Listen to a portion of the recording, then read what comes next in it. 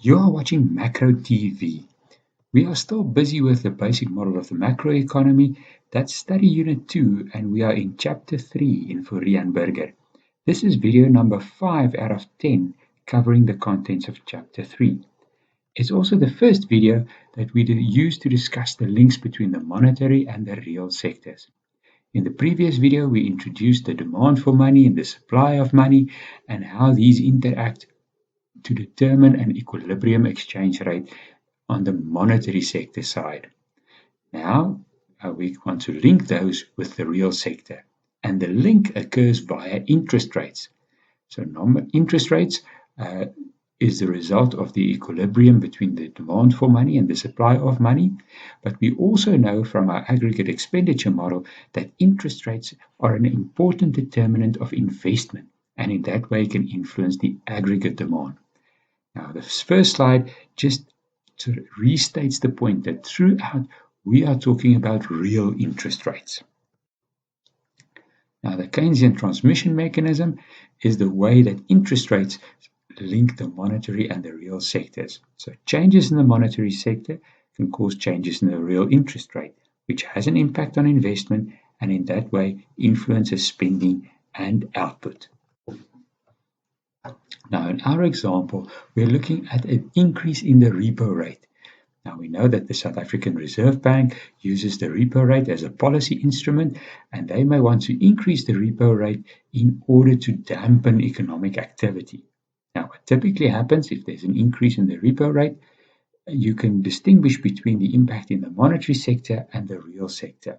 In the monetary sector, a higher interest rate means that at that higher rate, there is suddenly an excess supply of money.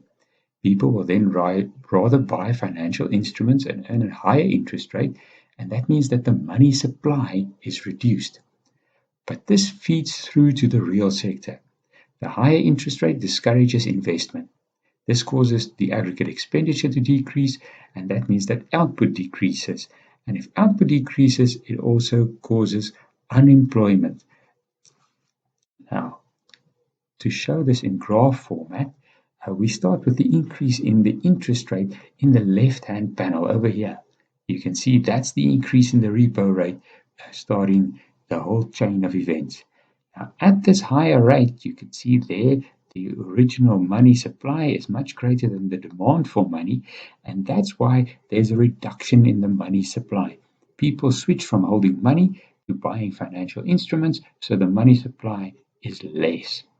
Now, this higher interest rate we know is associated with a decrease in investment. That's the link to the real sector. If there's a decrease in investment, you can see over here in our aggregate spending model, investment declines from this level of I0 to I1, moving total spending downwards and causing a contraction in the output, the GDP for that matter. Now, how strong is the impact of a change in the money supply? Like we just talked about contractionary monetary policy. Now, typically, this depends on the responsiveness of the real money demand to changes in the interest rates. So, if interest rates change, by how much does the real money demand change?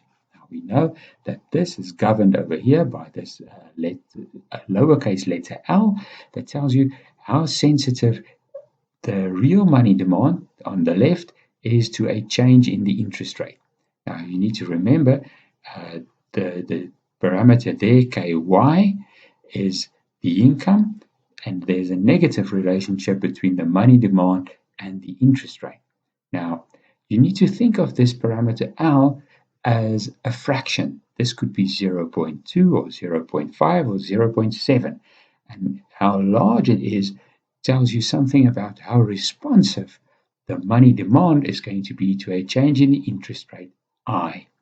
So if the L is a large fraction, it means that the interest rates, so the real money demand is quite sensitive to a change in interest rate. That means that your monetary policy has a weak effect. The other way around, if this L is small, then it's not very responsive to monetary policy, in other words, a change in interest rates, but that leads to a big monetary policy reaction. Now, you can see this clearly in the graph that follows. In both of these examples, there's a contraction of the money supply, and these are sort of equal. But you can see the impact that this has on interest rates differ in the two graphs.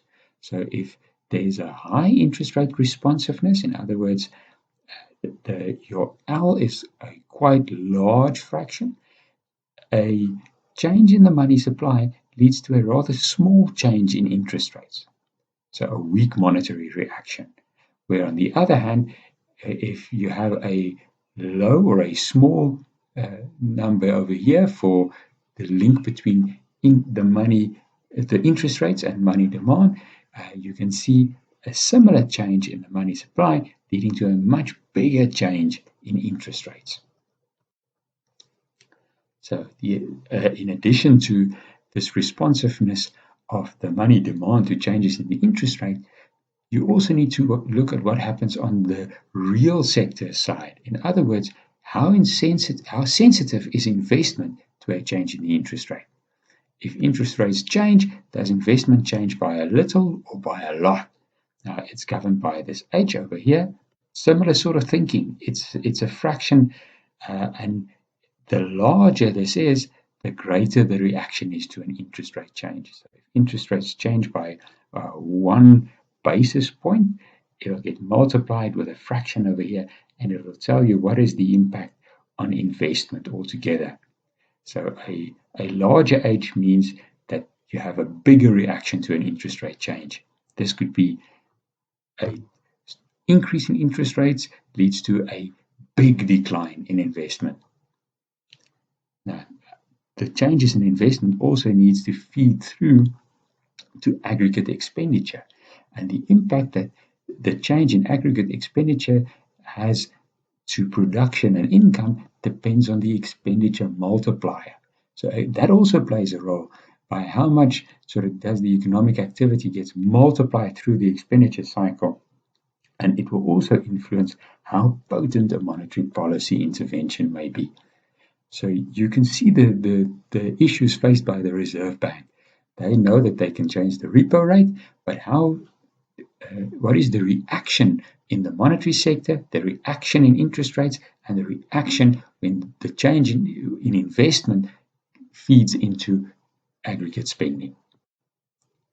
There's also a so-called secondary effect or a crowding out effect that you need to take account of. If there's a change in income, it affects the monetary sector through changes in the demand for money. Now, we'll talk about this a bit more in the next video where we look at an increase in government spending. If the government aims to stimulate the economy by increasing total spending, yes, it does increase output, but not by as much as you would think. And we'll talk about that in the next video. Briefly, just by way of introduction, the secondary effect is an increase in incomes or output due to an increase in government spending leads to an increase in money demand. That pushes up interest rates, which discourages investment and then leads to a decline in output as well.